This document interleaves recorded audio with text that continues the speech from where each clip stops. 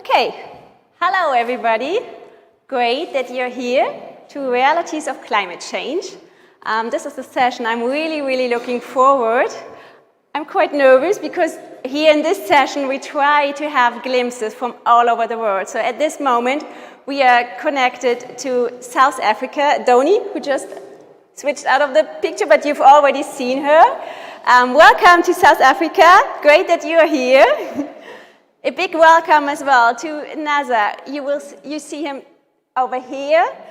Big welcome to Indonesia, who's connected to us as well. Great that you are here.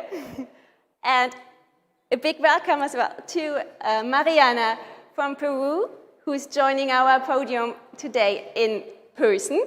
So, hello.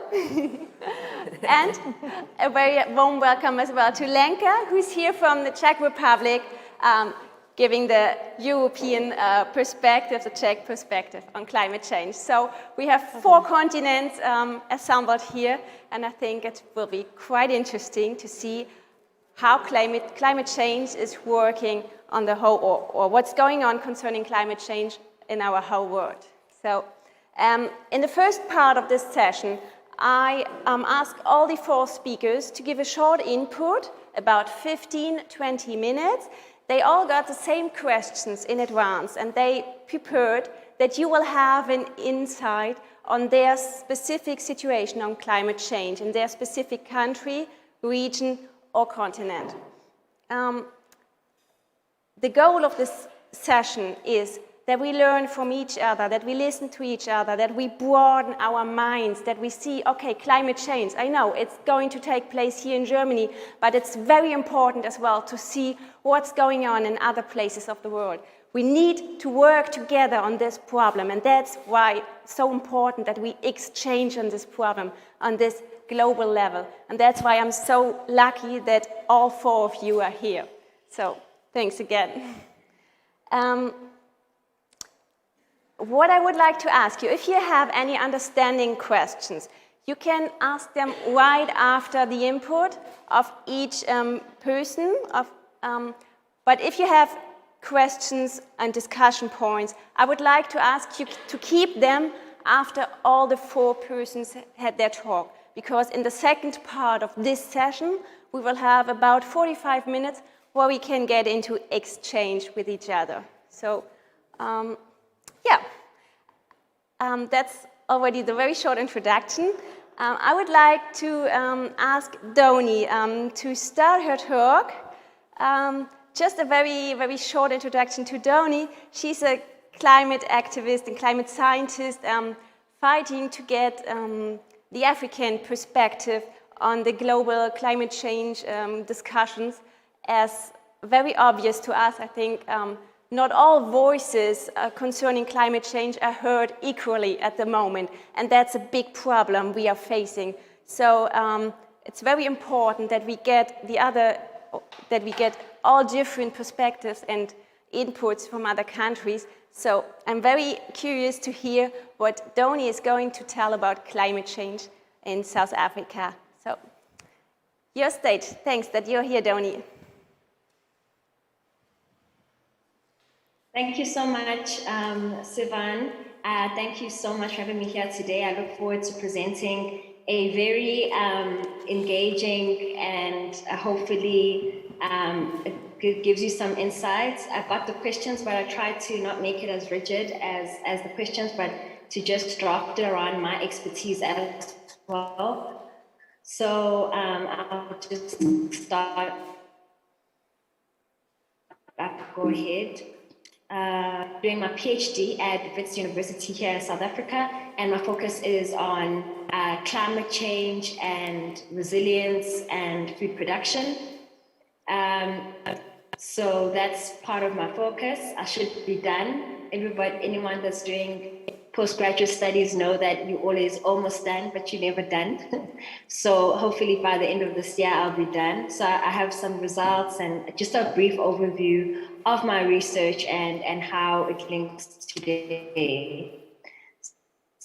So I'm also a founder of a nonprofit organization, Black Women in Science, Ndoni, sorry, can you just stop for a second because the connection seems to be quite bad. Ndoni, we don't get your signal anymore. Engage a lot with civil society Ndoni, and sorry, and you know, African can you hear landscapes. me? Okay. Can you hear me? Sorry about that. Yes, I can hear you. Sure. Okay, the connection was very bad the last 1 minute. Could you just repeat what you've been saying, please? Okay, sure. Let me share again. Sorry, everyone. No problem. So I hope this is better now. Okay, so as I said, I'm the founder of a nonprofit organization, Black Women in Science, and there I work a lot with civil society and trying to change almost like the status quo around science. I'm sorry, Ndoni, I think you have to switch off your presentation. I think it's too much data load. Especially when it comes to climate change and the work that okay.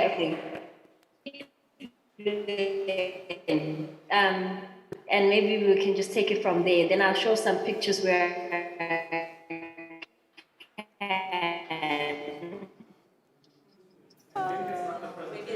No. What? Okay. Yeah. Maybe. Yeah. Another suggestion. Could you just turn your video off? It's very sorry not to see you, but we just don't hear you. I'm going to give a broader overview around trend already that is showing that South Africa. Yeah, just continue. Is it any better now? Yeah. Just continue. We'll see if it's better.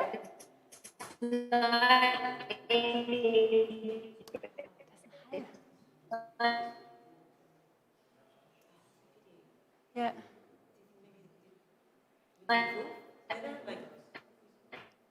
Any better? Yeah, that's okay. Let me continue. Okay, so there is a woman. The sound is bad. Yeah. Okay, can I continue? Ndoni, no, I'm sorry. The connection is quite bad. I would just try to get it solved. You and the two guys at the technique, and I would like to ask Mariana. I'm okay, sorry sure. about that. Maybe you get solved it backstage. Okay. Sorry. It was working so great when we doing this test talk. As always. Yeah, it's always like this. So I'm sorry, but I hope you guys get it fixed. And in between, I would like to ask Mariana to start her talk. Mariana, she's a scientist. I'll just do a short introduction. She's a scientist working on climate change adaptation and climate risk management for quite a long time already. She co-founded in 2019 an NGO called BluoVerda, where she's quite active as well. And this NGO develops initiatives for the conservation and the sustainable management of ecosystems in Latin America. So she's quite an expert on Peru, Latin America, but she knows quite well on climate change situation on other countries and continents as well. So I'm very glad having you here today, and I'm curious about your presentation. Thanks so much. Thanks, Mariana. Thank you. I think I will just pick up this, and I don't know if should I speak here? What do you prefer? You can sit as well, or do you want stand? Stand is okay. Yeah, but okay. I don't. I just make you some space. It and This is not my presentation, but the other one. Yes, that one. Thanks so much. And I hope everybody can hear me well. Otherwise, please just give me a sign and I will try to speak a little bit louder. And I'm quite happy to be here today. My name is Mariana Vidal Merino, and as already was said, I'm a specialist in climate change adaptation and climate risk management, especially in countries of the Global South. And I'm happy today to bring some examples from my home country, Peru. So actually, when I was thinking about what to present today, I was really keen to present in all of you some broad overview of what is happening regarding climate change adaptation processes in Latin America. And I was sitting in front of my computer, and quite quickly I realized what an impossible mission I wanted to undertake. Latin America is a whole continent, and even though we people in Latin America have many similarities, like in most of the countries we speak Spanish or Portuguese, we share our love for food and for good music, but also we are quite diverse. We have quite a complex topography and a variety of climates that contribute to shape a lot of different ecosystems that go from our beaches in the Pacific Ocean, the Atlantic Ocean, the Caribbean Ocean, to our snow peaks in the Andean region. So the Andes is more like the backbone of South America, going all the way from the north to the Patagonia in the south of the continent, and also the rainforest, our Amazon rainforest. And of course, that also, those ecosystems are the habitat of a wide variety of life in different colors and in different shapes. No wonder that we South Americans are also quite diverse. We have about 500 different types of indigenous communities in the whole continent. And if you ask any of these persons about what is their climate change story, you will get each time a different story. I wish that some of these voices would be here today to tell their story. But today is only me, so I'm happy and honored to be able to share with you my story about climate change. And my story has to do with the city I was born.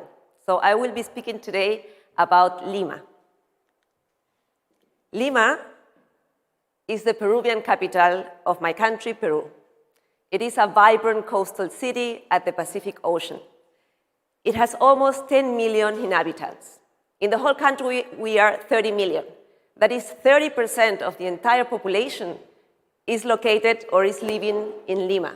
And if you Google Lima, you will get these kind of pictures. This is Miraflores, that is the pretty face of Lima. That is a vibrant district full of cafes and restaurants and businesses and such full of life. And actually, for going to school every day, I had to go through this road here. So if I see this picture, I immediately think, oh, this is home. You can also find pictures of Peru like this. We have a rich history of architecture that has been left behind by the times in which we were a colony of Spain. So there is very nice architecture to be seen. But then if you keep looking, you might find also pictures of Lima that look like this one. Or like this one. And when I look at this picture, I also get this feeling of, this is home. And what strikes the most out of these kind of pictures that actually represent the majority of Lima, from my perspective, is how gray they are. The lack of vegetation, it's just really cement. And let's see why. Lima is located more or less here, in the middle of the Peru, right at the coast. And you see that the whole coastline has this brownish color. And this is actually because the whole coastline of Peru is a big desert that goes from the north up to Chile. So we have the capital, our biggest city, that was built on a desert. That brings a lot of challenges with it. The most obvious one, water. Drinking water in Lima is a scarce resource. And the city struggles to provide water services to its growing population. So when I was growing, it was normal not to have water the whole day, but you might be like having breakfast, and then maybe you will hear a neighbor screaming, water! And then that was a signal, everybody has to get up and start gathering water on containers so that you can be sure that you will have water for the whole day. Nowadays, this has improved in some regions of Lima, but still in the outskirts, the majority of water is compiled like this. So, Lima is built on a desert. Where is the water coming from? And I can tell you about all the infrastructure and investments that have been done to build dams and to redirect the flow of rivers. But the easy answer is all the water is coming from our mountains. It is coming from the Andes. And you see, the Andes, they have a superpower. And this superpower is called water regulation. During the rainy season, so in Lima, we have almost no rain because we're on a desert. All the rain happens in this area. We have a rainy season and a dry season. In the rainy season, our mountains, what they are doing is collecting and storing. It rains, they collect, they store. They are like a huge sponge. And then, during dry season, they slowly release this water downstream so that the rivers will never dry out and that Lima will keep a constant flow of water for drinking. And it's important not only for drinking, it's also important for all the agriculture, for producing food that goes then to the city as well, and also for the generation of electric power, hydropower. That during the dry season, it's estimated that almost 40% of the hydropower generated comes from water from the melting of the glaciers. So the storage here takes place as lakes, as wetlands, and as glaciers. It looks more or less like this if you go to the highlands. So the Andes are important because they contain 99% of the world tropical glaciers.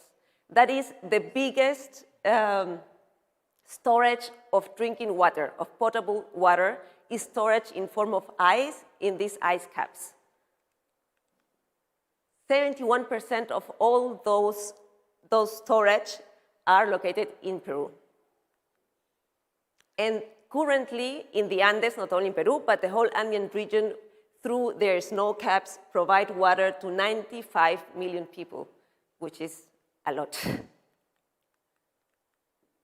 What is happening? In the Andes, climate change, or the increase of atmospheric temperature, is happening at a much faster pace than in other parts of the world. The average for the world is an increase in 1 to 1.3 degrees by 2050. Here it is between 3 and 5 degrees by 2050, so it's almost a double.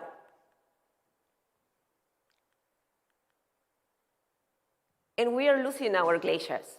Currently, as we speak, 50% of the glaciers that we used to have 50 years ago are gone. This is not something that will happen in the near future. They are already gone and probably not coming back.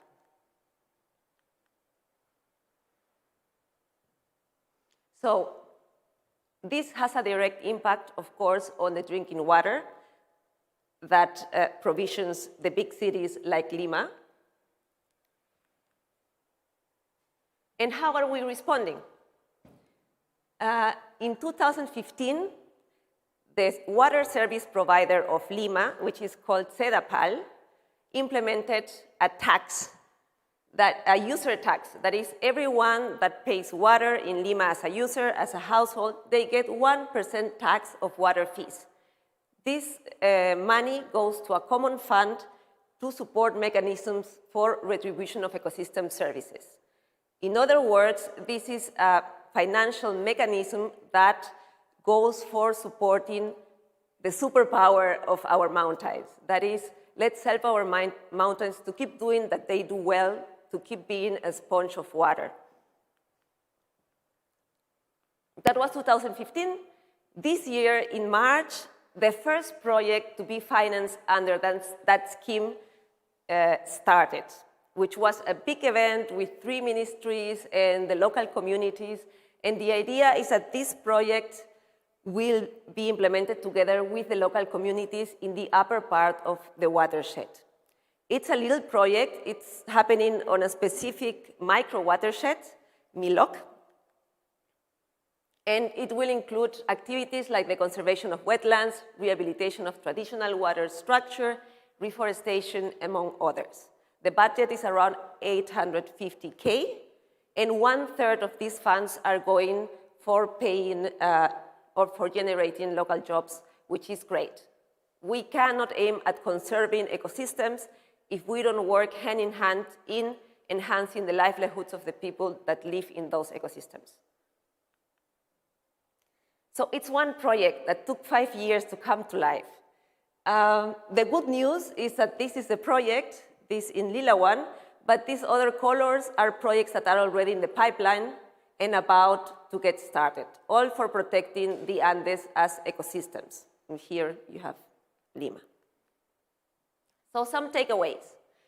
For me, a good takeaway is to realize that the city authorities have become aware that they cannot solve a problem just by looking around in the close nearby scenario, but they have to have a system thinking and really look at the broad picture.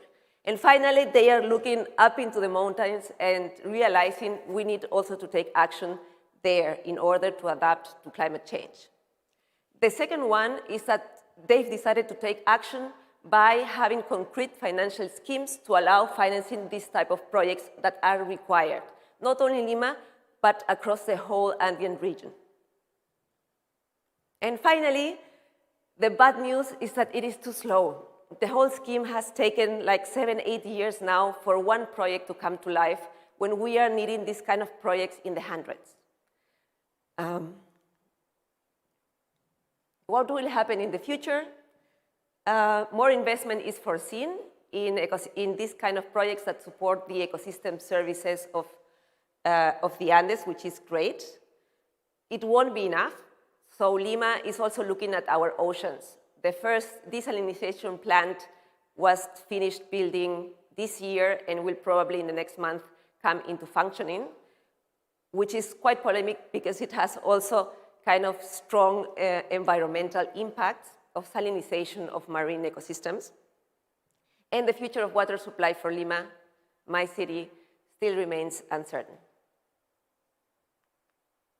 Thank you.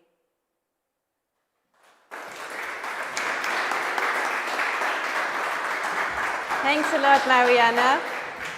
Thanks a lot for the very interesting insight into Peru. Are there any understanding questions at the moment? As I said, we'll have time to discuss afterwards. Yeah, there's one understanding. Just a short question. We have people online as well. Do you mind using this microphone here for your question that everybody can hear you? I'll bring it to you as well. Okay. Is it working? Yeah, great. Is it working? Hello. Hello. Yeah, great. Yes, it is working. Again, thank you very much for your very interesting presentation. Question is, you explained the water distribution. It is run by a private organization or it is controlled by the city government? This is my first question. And my second question is, are there also any local contributor to this climate change? The ice which is melting, you said that, and is retreating backwards. So are there also any local indigenous contributor to this process? Thank you. Thank you so much for your question. So the water service provider for Lima, it's a governmental one. And I thought about which case to present, and I found this one especially nice because it's an initiative that is purely from the government and doesn't have this international cooperation component to it, which normally is quite present, and I like it that it was really coming from the government as a reaction to the melting of the glaciers and future constraint in water availability. And yes, definitely climate change comes to enhance already ongoing processes that were already there and that are an issue regarding water quality and quantity. So definitely everything that happens in the upper part of the watershed, for example, livestock. We have more and more livestock there, and if you have alpacas, these alpacas, they are really adapted to these habitats. So if you see their feet, they are like really like Hausschuhen, what's the name? It's like they are really comfy, so they don't compact the soil as they walk. But now, if you go there, it is full of cows and sheep. And these ones, they have the real shoes, high heels that they go, and then they really are compacting the soil. The soil is losing the ability to infiltrate adequately. It's fomenting more runoff. And so the degradation of these ecosystems was a process ongoing. And then climate change just comes to enhance these systemic problems. Thank you. Are there any other understanding questions you have right now? Okay, so just a quick glance to the technique. How's the connection to South Africa? Well, yeah, okay. So we'll try again. Ndoni? Hi, everybody. I hope I sound better. Can you hear us? Yeah, we can hear you well. Okay, let me just try share my screen. And then we can see if the sound is still good from there. So I'll carry on. So just as so I founded a nonprofit organization, and maybe I should just start from the beginning actually, so that it's not lost. So I'll be giving a perspective from a South African perspective about the realities of climate change in my country. As I had noted before, that I'm currently wrapping up my PhD in the focus of climate change and food production, and how we can make our farmers more resilient in our country. And I also founded a nonprofit organization called Black Women in Science, and this has really given me an aspect of linking the research and academic with the action on the ground, which is the locals and organizations on the ground, and what are their needs. It's very easy for us to speak high-level climate change policy and decision-making, but when you go into the ground, into the locals, it's a whole nother level of engagement that we need to engage in. So I've had both worlds of trying to unify these two worlds and actually trying to link, local research, local needs, represent my country, as well as try to be in policy and decision-making. So this is the organization that I have, and we are supported locally in our country. And so for the purposes of this topic, it's more on climate change and South Africa. So I wanted to first start off by sharing my story in my research. And so my research really looks at the story of the small-scale farmer. So if you look into our continent, South Africa, my research focused in Zambia. And if you look into the yellow shows small-scale farming, meaning that the majority of the food system is coming from small-scale farmers in our continent, in our country.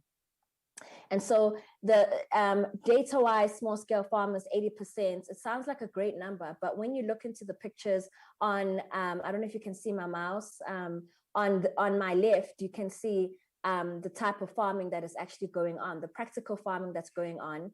They are also selling locally. If you see in the middle picture, that's food coming from the local farmers. And on the right was also another visit to another farmer. And so when I do the research on the ground, it's a different topic to when I actually have to see it, when I actually have to write up a story about it. And so these farmers are adapting with different climate change situations. You can see a little bit of drought here. You can see the lack of technology they have access to. They're literally doing this on their own labor capacity. It's not any irrigation systems. It's when climate change hits, when drought hits, it impacts them even more, meaning that these kind of farms or these kind of systems that you see in the middle picture, they're not selling to the local communities anymore. And so I'm looking at scale, so looking at this farm size and crop diversity to see what type of crops are they planting, and how that encourages resilience. And so so an example would be if small-scale farmers are doing diversification. So they are planting carrots, spinach, all these different crops, and then a drought comes in. They're not completely wiped out. They are actually, the resilience of carrots to the resilience of spinach to the resilience of cabbage or maize meal is different. It has different resilience. But the challenge that we have as a country is that most of the farmers want to actually go large scale, meaning that they want to go to a bigger plot of land. Now, if they go to a bigger plot of land, it means that they're going to do one crop farming, which means once we have a drought, like how we had our drought in 2010 in South Africa, most of our farmers were completely wiped out because they were only practicing one sort of farming style.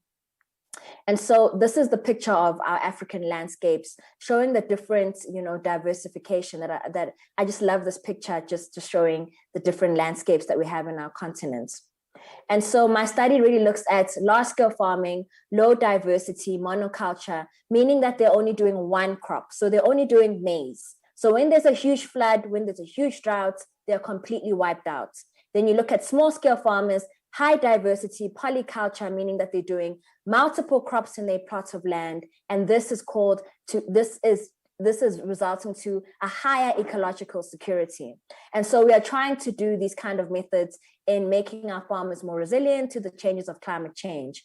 And so I just wanted to start off with my history, but more importantly, I wanted to give an introduction to the climate change situation in South Africa and where we are. So there is a warmer trend that is already in South Africa, and it's stating that there is a much higher than a global rate. So temperatures of the interior of the country could rise by 3 degrees by the end of the century if the world generally does not reduce its greenhouse gas emissions. And if it doesn't, then it can rise up to 6 degrees Celsius if there's no change. South Africa is likely to become more drier in the west and the southwest and wetter in the east side. So this is just a picture showing the predictions of where we're going. And this is a major concern if you're looking into issues like agriculture, issues to water supply, and the frequency of the extreme events that we have. As I explained, the droughts. In Cape Town, we had a day zero where we're literally counting down to the day where Cape Town was completely out of water and running on reserve. And so we have major issues of droughts, major issues of getting drier, and major issues of water supply and food security. But yet, I want to look into where are we in terms of our emissions. So when we look into South Africa, our contribution is about 1.5% of the global greenhouse gas emissions that cause global warming, only 1.5%. But the per capita capita emission are as little as above the world average, meaning that we do contribute highly when we speak about our carbon dioxide emissions in the way in which we use our energy or produce our energy. So industries like our mining, our petrochemicals industries are energy intensive. And so they produce relatively large quantities of greenhouse gas emissions. And this is causing, and so this means that South Africa is a major player when it comes to the emissions that we do onto our planet. And this is all human made. And so, it's very important that we see the realities of, yes, of course, our country is having a debate of we need to produce energy for our people, but then at what cost? And so I'm going to focus on 2 examples here, and it's going to focus on agriculture with the focus on drought and how it's really affected our country. And so here you can see a local farmer. This is a major crop, maize, and from the drought that we had, there was major droughts in our continent, and this is not an issue of. So if we look into the climate change food production models, Africa is said to still produce as much, but then the changes come in when we start talking about the food prices and the accessibility of these kind of foods. So the key issues is the affordability of food amongst our African population, and also the land suitability. How much land is actually suitable that is going to be able to have the right water supply, and also because of this, people not having access to food, then there's also an issue of that we're going to need to be a huge importer of food, meaning that local businesses, local farmers, the first picture that I showed you, the livelihood and the practices that they have are going to be the most vulnerable in the global shortage of food production. And so in conclusion of food and agriculture, we can look into here I say diversification as a strategy for us to manage this climate crisis, small scale farmer versus large scale farmer, in the debate of going large scale farming versus small scale farming. Is it maybe not wise for us to stay within our landscape, within our limited land, and just provide farmers with the right skills, because of just the issue of us having to expand our land? How much are we actually able to? At the same time, the methods that small scale farmers are using are actually more resilient, causing more farming, making more farmers more resilient to the impacts of climate change in terms of food security. And so also, the poverty trap that we have when it comes to climate change and food security is that, it is a situation of get into food production, but then at the same time, you're having a poverty trap where you're not making enough food or enough money. The local and indigenous knowledge that is needed in climate adaptation that is not being used in scaling up these projects for small scale farmers, and the technology and the skills that they are not being provided for is a major concern to how they're going to adapt to these kind of changing environments. And so here is a picture of just the drought that we had, and this is just a picture of how dry our farmers were and the impacts that it had on our food systems. And so when we look into the livelihoods of South Africans, I'm not one to show this picture, but this is the general population, in that these are informal settlements. These are actual people housing situations. You look into the infrastructural issues, and here there's a rapid and substantial threatening of people and their livelihoods, especially South Africans, because we are more vulnerable than most. Firstly, because the impacts of climate change is greater in many countries, but because South Africa is so hot and dry, the likelihood of it getting hotter and largely parts of it are due to become drier. We worry about the kind of situation that will be left for our farmers, our food security systems. And also secondly, the coping capacity in which South Africans have is low. So the adaptation capacity is low. If we look into how many South Africans are poor, and many live under underserviced facilities. So if you look into this kind of an area, this is the majority and the inequality of our country. And both, the limited access that we have to adaptation to climate change is a great concern. So the economy is already very sensitive to the water supply. Already 98% of our water supply is taken up for use, and use of it is usually for livelihoods and just general use of water. But when we have issues like drought, what are we going to actually do about it? And so if we look into media, if we look into our story, it's very important as to who is telling our story and who is leading our African activism, the branding of climate change in Africa, and who's listening, and more importantly, what kind of African experts are actually in podiums like this to talk about these challenges that we have, and are we actually using our indigenous knowledge systems as well as our science systems when it comes to climate change and international media. So in my last slide, there's a new type of environmentalism that I'd like to support, and it looks at intersectional environmentalism.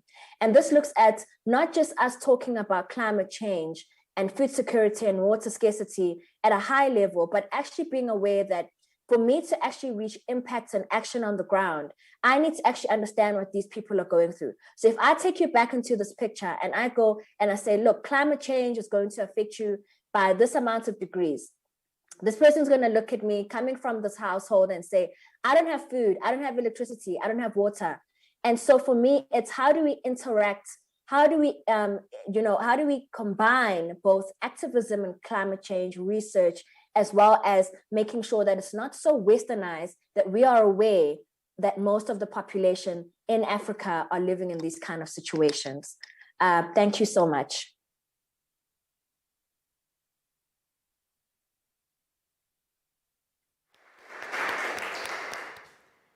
Thanks a lot, Ndoni, for your input.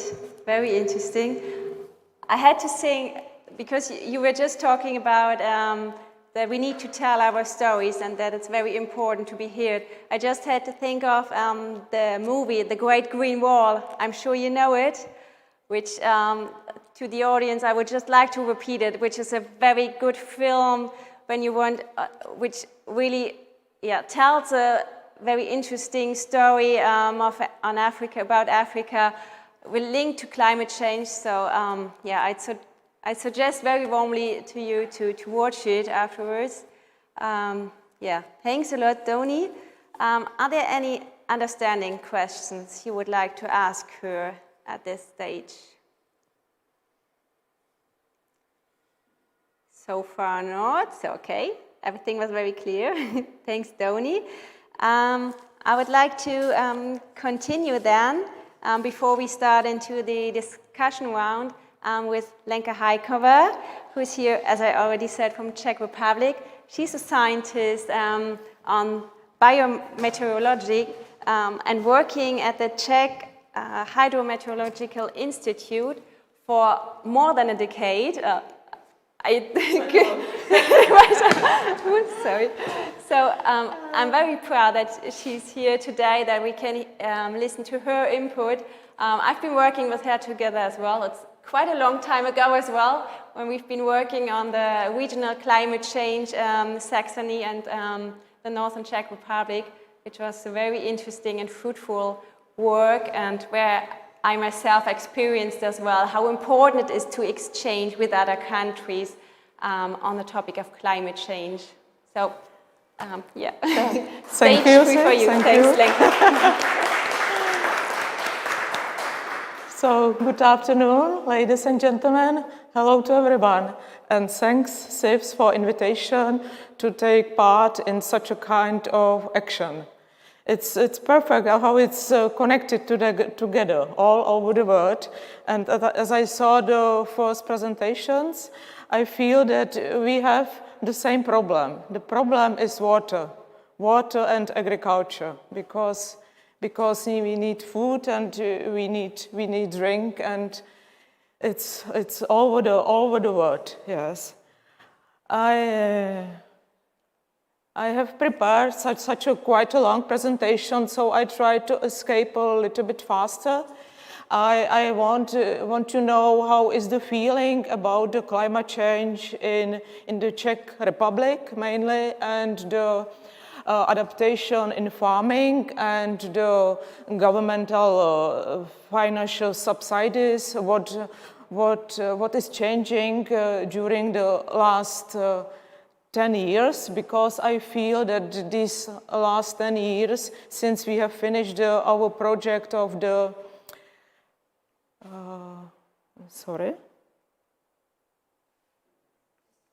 this one, since we have finished our joint project Interclim in 2014, and now we have 2021, and I feel that the years are more, the weather is more extreme. We have many extreme situations. So as the first climate change in the Czech Republic, about this was talking already Wilfried in his presentation. We need greenhouse gases. Without, the temperature would be minus 18. But so if it's ideal concentration, we have the temperature of the atmosphere plus 15 degrees. But now it's too much. It's too much because the greenhouse gases increasing. You can see the numbers in percentage since 1750. And how much each human causes greenhouse gas contributes to total emission around the globe. You can see it, it's the CO2. So it's a problem. So 10 biggest polluters in the world, and that's why, of course, Czech Republic. This is the production of CO2 in tons per person. Yeah, so you can see it's not also the small number. And this is the whole production of CO2 in tons per year. So this is the China, United States, and Europe together. Yeah. So here you can imagine the distribution of the emitted CO2 since 1950 in billions of tons per country, per person. Yeah. And which sectors emit greenhouse gases? The most is energy. Then is also agriculture, but we must think over that the agriculture bind also the CO2, yeah. Plants and trees and so on. Then is industry, transport, and also buildings. Yeah.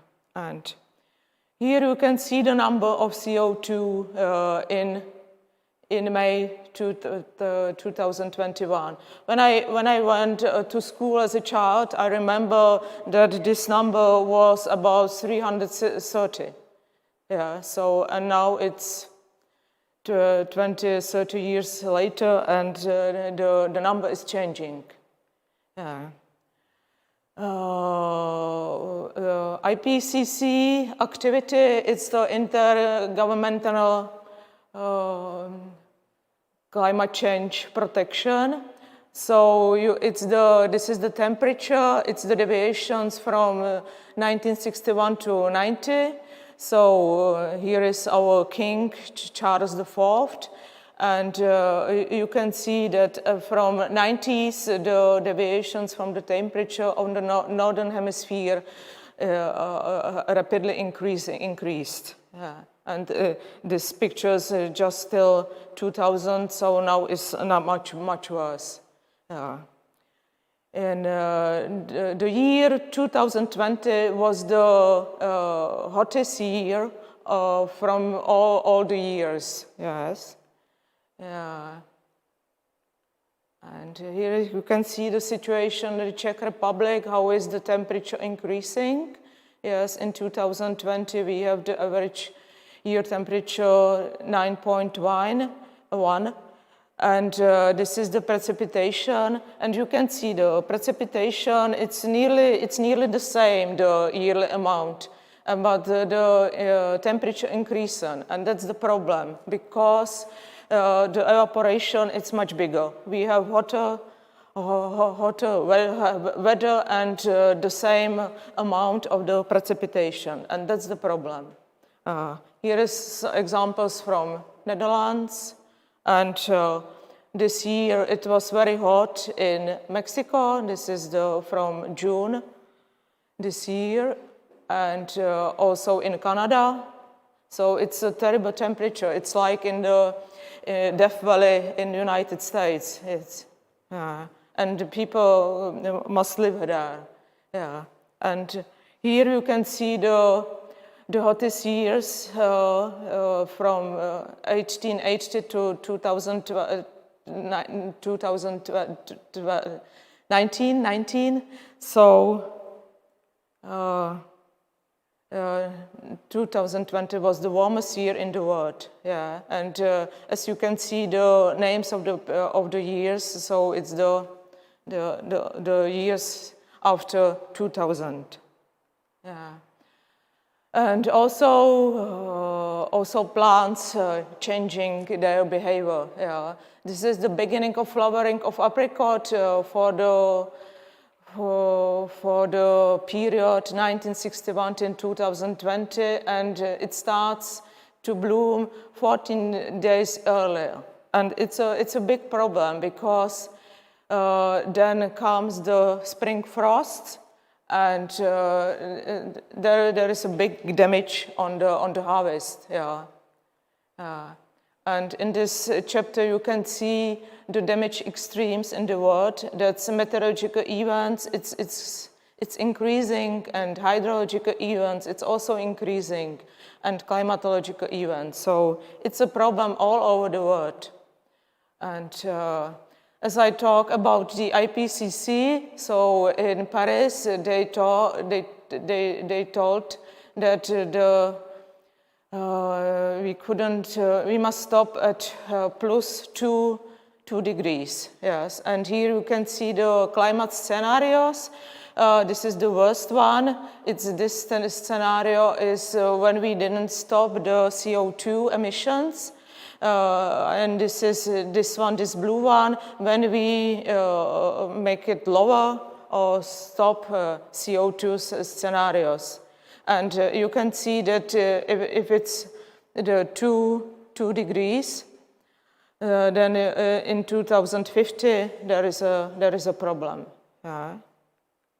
And so in the Czech Republic, we have now much more information about the Czech climate change. We have many websites about climate change. So you can find many information, many explanation what this climate change is and what will happen. You can find on this website information about agriculture, about hydrology, about extreme and climate, about forestry, and about landscape. And everything is in maps, and there are projections. So you can see example how it will look like with the Czech Republic in the future. Now this is the average from 1981 till 2010. And this is average annual air temperature with the climate scenario that we stop the emission of the CO2. And this is the perspective to 2090. So it's more red, or then it's worse and worse, more higher temperature. And we have also difficulties with tropical days. Tropical day is the day with maximum air temperature above 30 degrees. So more tropical days makes problem for health for people. It's very difficult for country, for cities. And this is the precipitation. So you can see that the precipitation, it's nearly the same in the amount. But the problem is the temperature, And we also have less snow cover, and these maps are the days with snow cover above 10 centimeters. So it also changes. If you can see, you can watch this map. That's now, and this is the future. And less snow, less water in spring and in summer, because we don't have enough water from snow. And drought, it's a big problem in our country. Since 2014 till last year, we have drought every year, in spring or in the summer or both. Only this year was different. It was very nice that it was different because the landscape can take new water, and it was easier. And the other problem is that the vegetation period was prolonging, and it's the problem that plants starts to flower or buds earlier, and then comes the frost, and we have no harvest from fruit trees and other plants.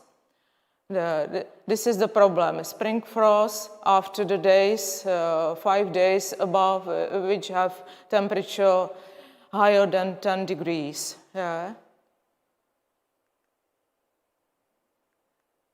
So this is the hydrometeorological extremes. Drought is the first one, then hails, floods, heat waves, gales, spring frost, and winter frost. And this is in graphs. It's also hails and spring frost, and fires. We have also problems with fires. And this is the short story of Moravian apricots. Moravian, it's on the south of the Czech country.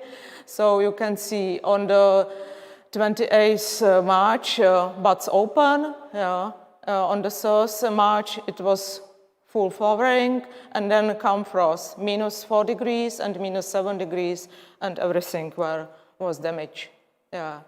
And we also observe another difference when you have the drought in summer, and then comes rain. The vegetation thinks that it's a new spring. So you can see the fruits and also the blossom on the same tree.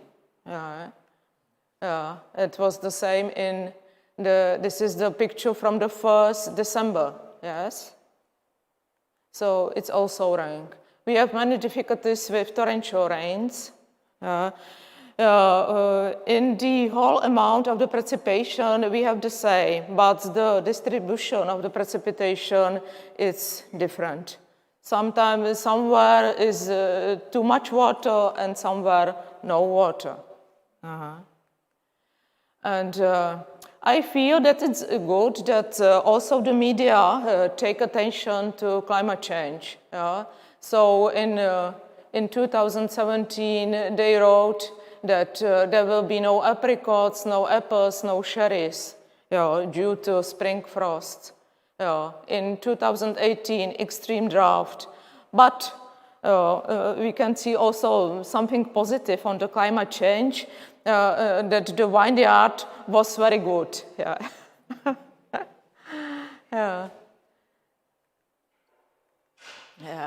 It's on TV on February 2020. It was very warm. You can see the deviation in February from period 1981 till 2010 was 4.7 as an average for February for the Czech country. And this year we also had spring frost on apricots.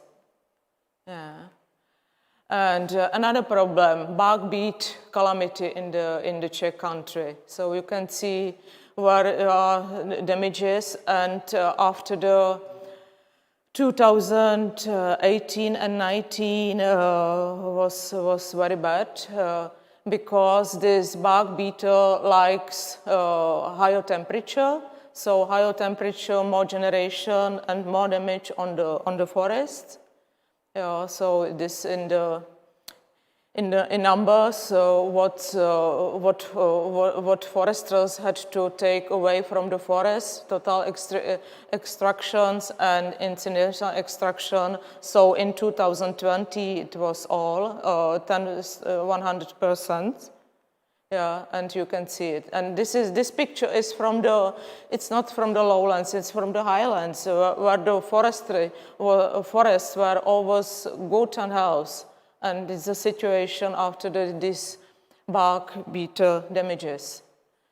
And tornado, it's not only in the United States, but also in the Czech Republic, and as I know, also in Germany, yes. So we had it on 24th June this year. The length was 26 kilometers and strip 170 meters. And this was very bad. And the worst is that we couldn't predict it. That's the problem. That's the problem. And but I think that maybe something will change, that will predict the thunderstorms that could be tornado. So this is from this.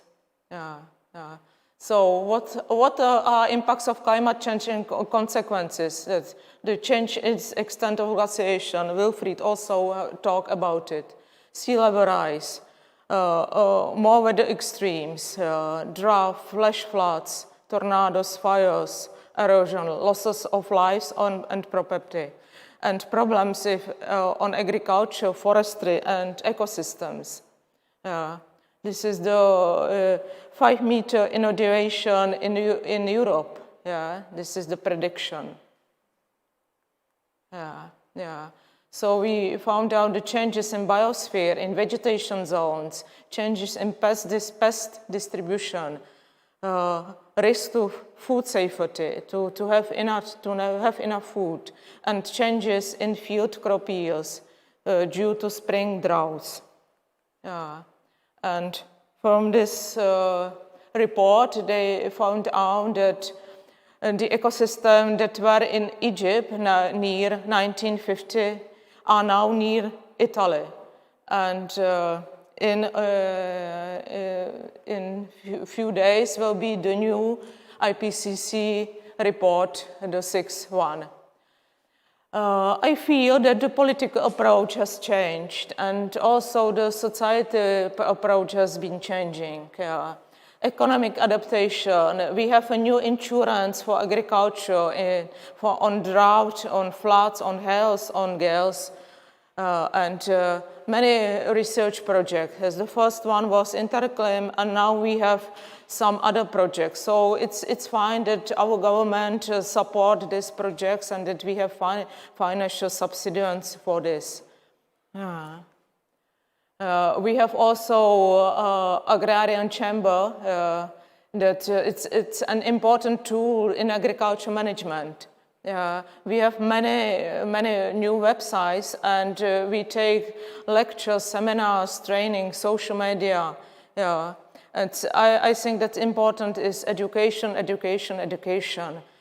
And we try to cooperate also with basic school. Siv knew that we proposed a project to educate children at schools, but they didn't support it in 2014. Maybe now will be the situation different. And we have also many grants programs, for example, from Ministry of Environment, green savings, that the people should change their buildings, their source of energy, and also for the grant rainfall, they call it dešťovka in the Czech language. But it's very good because in 2018, when was the situation the worst, we have also like water in gardens, and it wasn't easy. And for example, in the South Moravia, they have to change the cultivation. There was always spring barley, but it's a risk crop now because there usually comes spring droughts and there are no harvest. So what is the future perspective in agriculture? So we must cope to extreme weather, to drought, and this is the same as the girls talking about, that there is a soil degradation, loss of organic matter, deterioration of soil structure, soil compaction, reduction of water infiltration, acceleration surface outflow, and water erosion. That's the problem. And who should adapt landscape? The highest number is agriculture. If you can see it in percents, 2% water, built-up area, forest, and agricultural landscape. So farmers must be the first one. That's why we cooperate with agriculture universities and try to explain farmers what to change. The change is in ecological agriculture, but we know that there is a problem of the money. It's difficult if average family want to give 20 or 40% degree for the food and delete 10% for holidays or 10% for transport, but it's changing. You can see that we have about 15% of ecological agriculture in the Czech Republic from the whole area. But more future is in precision agriculture. To reduce the fertilizers, to use less pesticides, and to use agroforestry, and to have more organic matter in the soil. You can see how it was decreasing the numbers of pigs and cows in my country, and now it's go up. That we have enough organic matter to the soil. Farmers must use also intercropping. And direct sowing in a frozen catch crop. And irrigation. Irrigation is our future. We have new drip irrigation, 500 hectares in the last 10 years, but it's also not so easy because there are problems with infrastructure and economics problem. So the new ways also, it's a new breeding, new varieties. Yeah. So it's the different of the between the it's for the this it's I can't say the word. Sorry. We are changing the, this is maize and this is sorghum. This is new in my country, and this is on the south. And we have also a problem with erosion, This is the difference. It is South Moravia and this is Austria, And close the border and it's different, So huge blocks of lands, it's not good, So this is the changes. You can see that it was in 1938, 1971, and 2018. How does it change the country at the same place? And why it's higher biodiversity if it's smaller lands or smaller. Heavy technique, it's also a problem. It's see the tightening of the land. New one, anti-erosion agrotechnology, strip till. And also problem with maize because it's the erosion plant number 1. But it's good that they saw it. This is the paper from the authority. That they must solve it. The people don't want let it be how it is. And that's good. That's good. And we have built up a land in Czech country, 11%, and about 10 hectares. It means 6 football fields stop every day, because we have many halls for I don't know for things. So 40% of Arab land have soil compaction. And this is interesting. They measure temperature under asphalt and under landscape. And there was 49 and 48 because it's dried land, no water.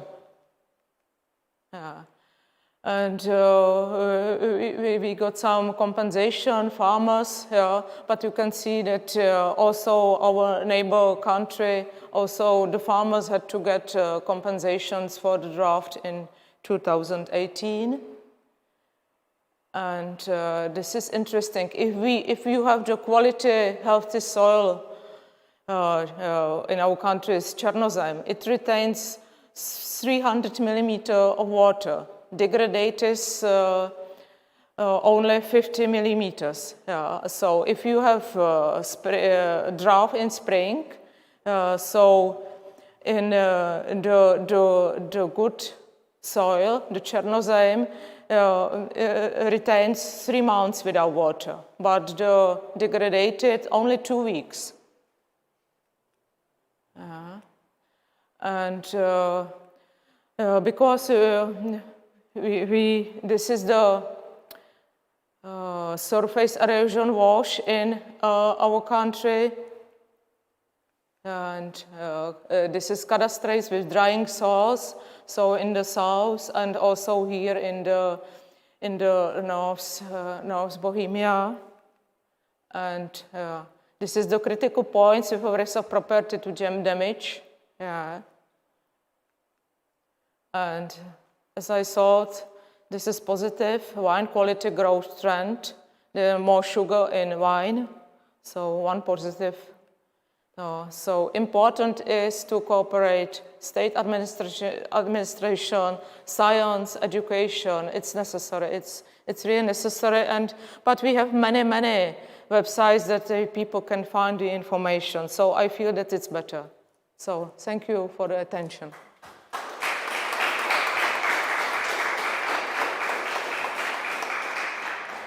Thank you a lot, Lenka, for your input. Very interesting. You made a whole round on all the impacts. So very similar, actually, to the situation here in our country as well. Unfortunately, in Germany, we can't give such a positive picture on the government at the moment, as I had the impression that the government in Czech Republic is doing quite a lot. But in Germany, tomorrow we have a big national vote to do, but none of the parties are close to the 1.5 degree goal, which is very, negative or disappointing. So there's one understanding question, if I got right. Yeah? Okay, may I ask you again to get to the microphone, and please make it short if you can, because we still have one speaker and we are running out of time. Question. Yeah, perfect. Are you Wait. sure the data related to CO2 emission per capita?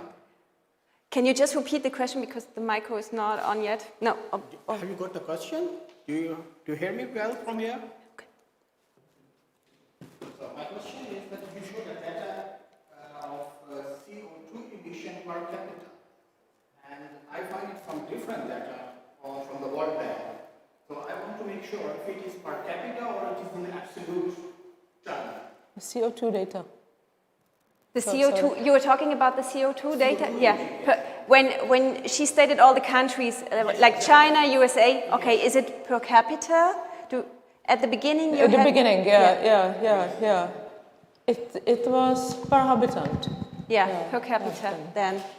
Okay, I have some data that is from the World Bank and it is very different. Oh, okay. Yeah.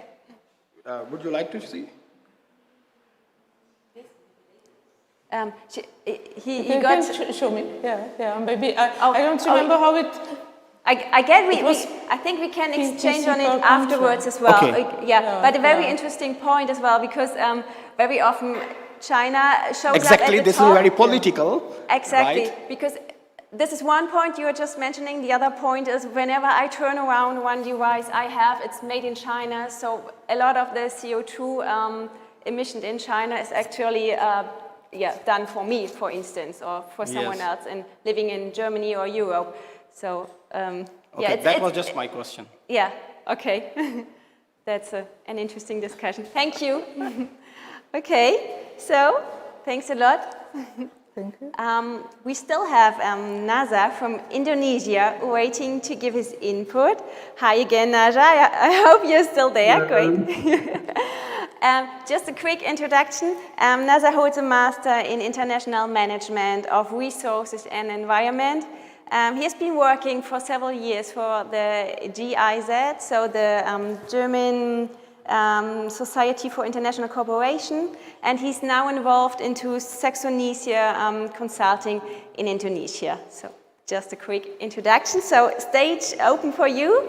Welcome, Naza. Thanks a lot. Let me try to share my screen.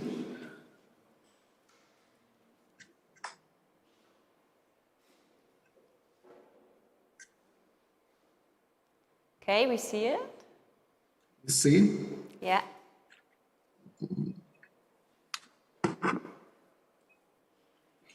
Thank you very much. Good afternoon, everyone. Greeting from Indonesia, and good evening from here.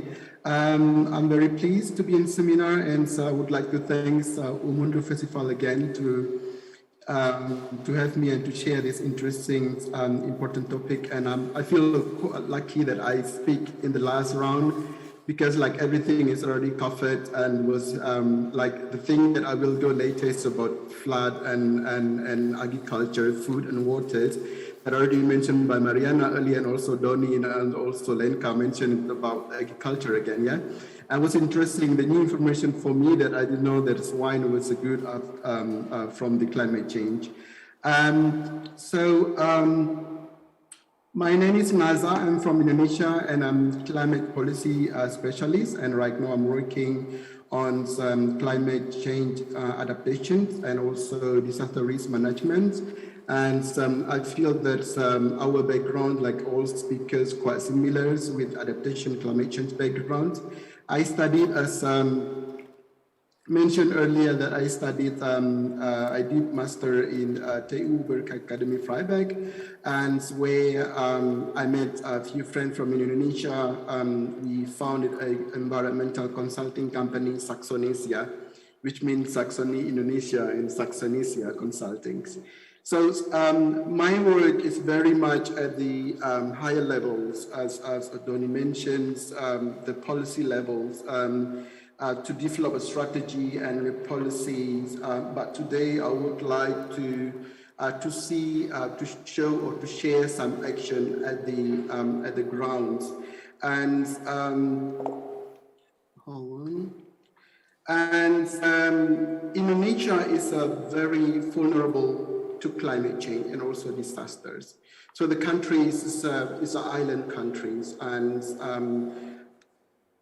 we have around 17,000 islands, and we are located at a ring of fires. So seeing these situations, we have like quite frequent disasters every year.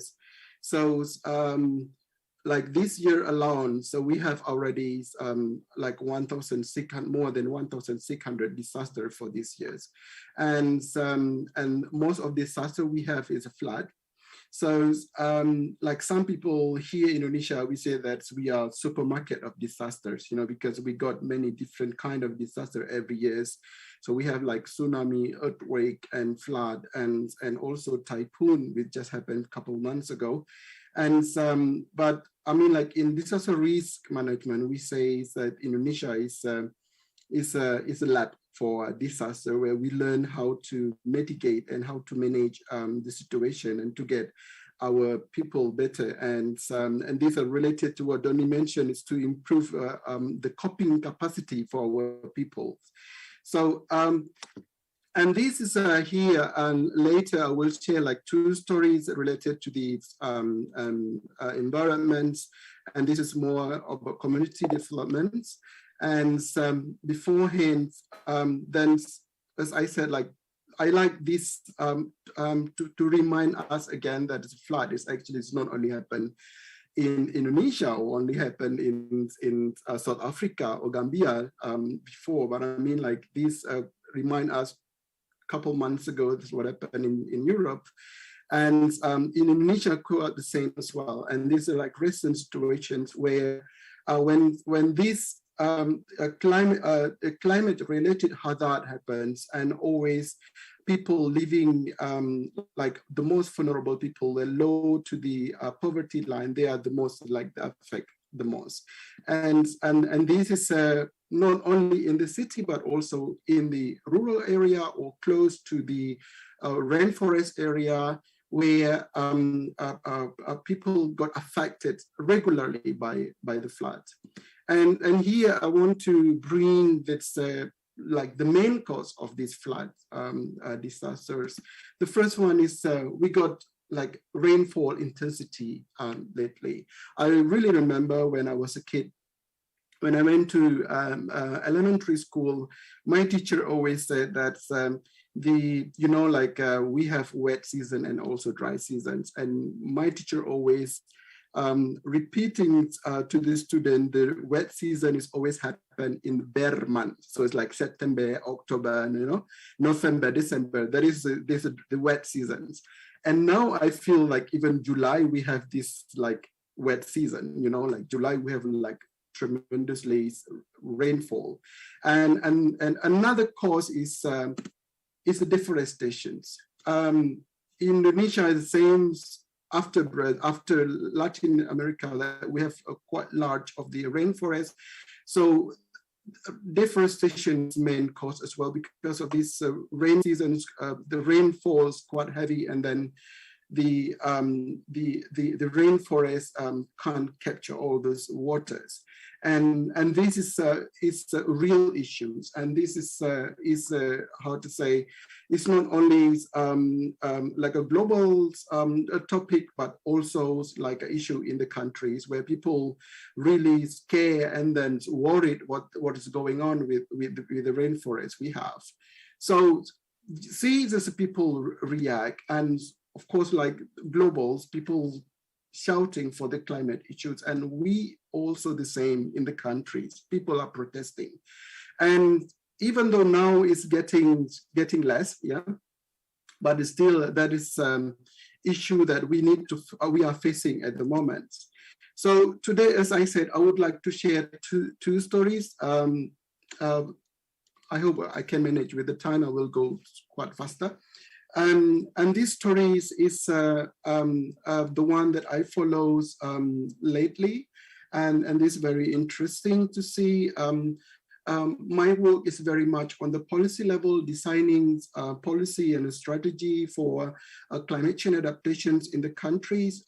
But this story is in the grounds, and this is one is they call it a Sekar Kawung, which is one social enterprise where they are working with the indigenous communities to support them to support them doing a business, but still taking care of the biodiversities. So this is a clothing products where people making weaving clothes, and this is this is like a local main employment in the area. So this social enterprise, they really bring people and those like bring product from indigenous area to the urban peoples. And what they do is they try to keep people to practice the way how they do it before, by still keeping the biodiversity of the area. And for example, here, the yarn is from the local materials, and also for the color of the fabric, also from like natural dyes. And this is you see from the fruits, and then also from the bark, and also from the plants around the areas. And I found this very interesting. There are some community or some enterprise or social enterprise. They start these quite a few years ago, and they do something real. And for me, seeking these products in the cities, I live in the capitals, and seeing this, for example, the one that you buy having impact, and the one that you buy is actually produced, and you know who produced it and how. So that is very important. And that movement is quite high, it's getting higher in the city, where young people especially, they have like more awareness to buy a product with the impact, sort of. So, and this is also, they do with the craft, there are some products like handicraft also. producing in the area, and also for artisan cafe, for example. There are some cafe area in this conservation or in the gate of to rainforest, and they produce this, and then they bring this product to the city. And I see that it's not something that's, in common practice where this community get help and then done. So this is more economic sustainability. So people, they are living there, but I mean, like, still they can still have the job, and they do it jobs in sustainable way. And the social enterprise, they bring this not only to the big cities, but also like to many cities, so they campaign and also to introduce the product. And now they are quite successful, I would say, because they are getting bigger, and also community is not only one place, and now they are working at different places, like 5 places at different islands. And another story that I want to tell is quite interesting, the women rangers. So these women rangers is a group of women who control the rainforest from the illegal loggings. So this woman is actually living in this mountain area, so like a rainforest area. They live, their village is just before this forest area. So the initiative or the movement started when 2015 was a big flood, and the flood has brought all those big trees and root, and this actually from the illegal loggers. So people, these illegal loggers coming to the rainforest and then cut whatever they want, and then just leave all those. And then when the rain come, and then the flood, and those trees like brought up to the area, to their village. So, so this woman is actually empowering by the local NGOs, and these local NGOs working at the rain conservation areas, so forest conservation areas. So all those women supporting by this NGO, and this woman getting a permit from the Ministry of Forests to control this area. The one interesting for me is these women having a different role, so like they go to the forest and then they talk to the illegal loggers. So the illegal logger, which is mostly men, so they would listen to the women than men. So the men rangers actually, in this case, in the way how they advocate or the way how they educate the illegal loggers, the women rangers did better because of women's good in talking with men, So this is this group of women is located in Sumatra Islands, if you're familiar with Indonesia. So they actually already starting the permit they got the permit from the government in 2018, if I'm not mistaken. So they are quite pioneering the way how this community empowerment for conservations. All right, so another thing that's like part of these stories, we hear now quite good progress in the countries where the governments and also international or non-government organization, they shows is quite good move in terms of deforestation in Indonesia. So compare from 1950s when all those expansions start until now, so the graph is going down. And that is include as well from, like World Economic Forum's report videos that deforestation in Indonesia has hit a record lows. But still, I mean, like there is something good to hear, maybe the same like the good thing from climate change about wine agricultures, but I think it's like a lot of work need to be done in terms of deforestation, because this, again, and this is not only job of the government, but also I see as the one who involved the policy design, I see that is very important to see as well what is actually happening at the grounds, or when people do small thing, but its impact are very big for themselves and also for the society, where other islands or other part of place in the country can see this is work and that is can implicate in other places.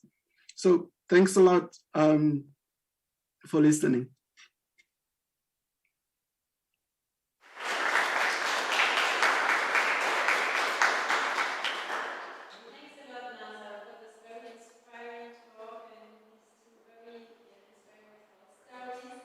Sorry, I cannot hear you.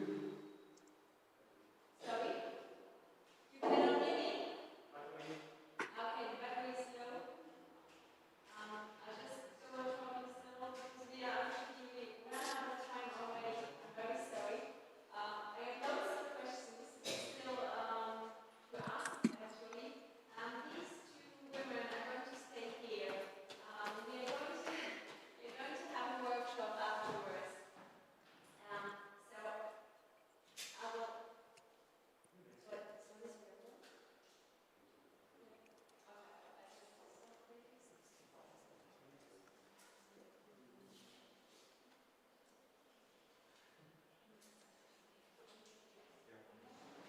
Okay, can you hear me now? Yes. Yeah, okay, there is. Okay, sorry, battery was low. So, thanks for your input, Naza, for these inspiring stories. Unfortunately, we ran out of time. I'm very, very sorry about that. I think it was a bit challenging as well to have this very virtual present format. I got loads of questions, actually. I would really love to have a big discussion round with all four of you. Unfortunately, we don't have the time for it. Still, as I said, Lenka and Mariana are going to stay here. We will have the workshop Realities of Climate Change part 2 afterwards in the Machwerk. Ndoni and Naza, I would like still to ask you a very last question, just to get you heard here, even if we run out of time, and all other questions we will ask you then afterwards, if you don't mind. So I would just ask you, what is the main message on climate change you want to hear the world? Ndoni, if you want to start. Okay, sure, I can start. I hope everyone can hear me clearly. I think the main message around climate change that the world can hear from my side. Nope. Sorry. And I'm sorry, Ndoni, the connection is not good. So, Naza, if you want to start, and then, Ndoni, I think if you switch off your video in the between, Naza's going to start, and then we'll try Ndoni again. Thank you. Okay, I hope my connection is good now. Yeah, the main message what I want to say is small and from us and from our community. So like climate change is a big thing, and it's nice, like we know that the figures which Motasim was asking earlier, which is USA or China for the first one on the top, but I mean like we should also see that what we can start now is we can start from ourselves and from our family and from our community. That is the most important thing as well. Thank you. Thank you, Naza. Okay, we'll try again with Ndoni. hi, everyone. I hope it's clearer now. The last message would be really to understand the challenges that we have as a continent in Africa, and understanding the emissions that we have, and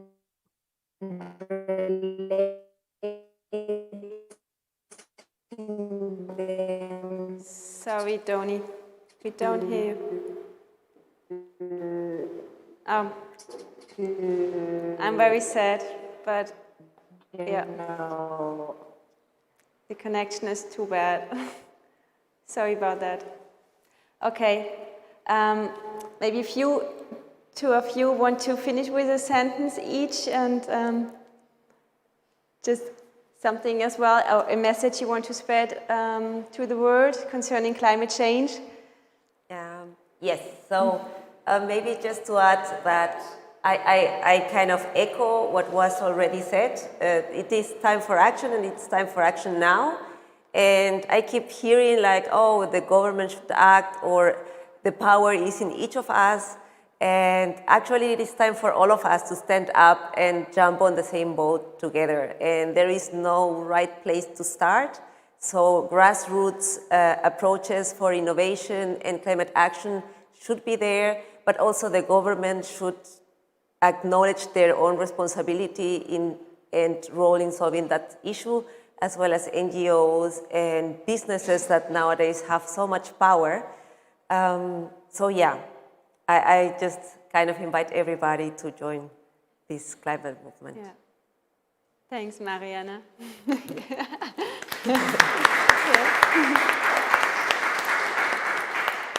And Lenka, you got the right for the last sentence. I'm glad that the climate change is adapting all over the world, that even in countries where they have less money, that they try to do anything, and they press on their governments to change it. And I think that, as Mariana said, we are on the one boat, so we must do it together. And it's the most important. It's the most, and I think that the feeling of people has to be changed, their minds. Yeah. And I think that the younger generation is thinking in another way than the older one. So, and it's important to explain it to younger generation and to help them to change the world.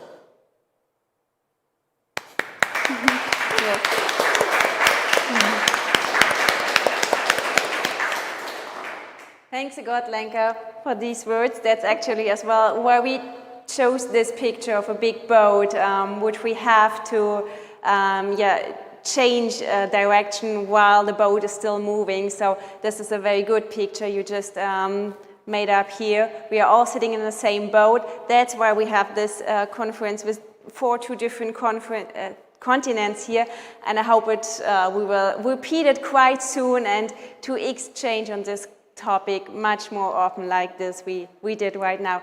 Thanks to all of you for your attention, for being here, and I hope I'll see many of you in 20 minutes downstairs in the Machwerk, where we are going to continue to discuss on climate change and the combined inequalities to it, which is a very important topic.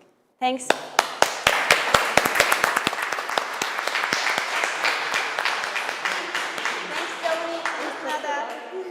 Thank you. Bye.